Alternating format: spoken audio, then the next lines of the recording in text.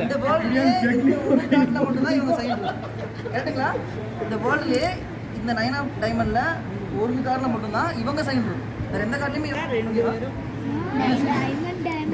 ஒரே கடா இல்ல வேற கடா தெரியல எனக்கு பார்க்கல அதனால கேக்குறேன். சோ யா பரவாயில்லை. ஓகே சோ இது வந்து உங்க கரெக்ட்டுங்களா?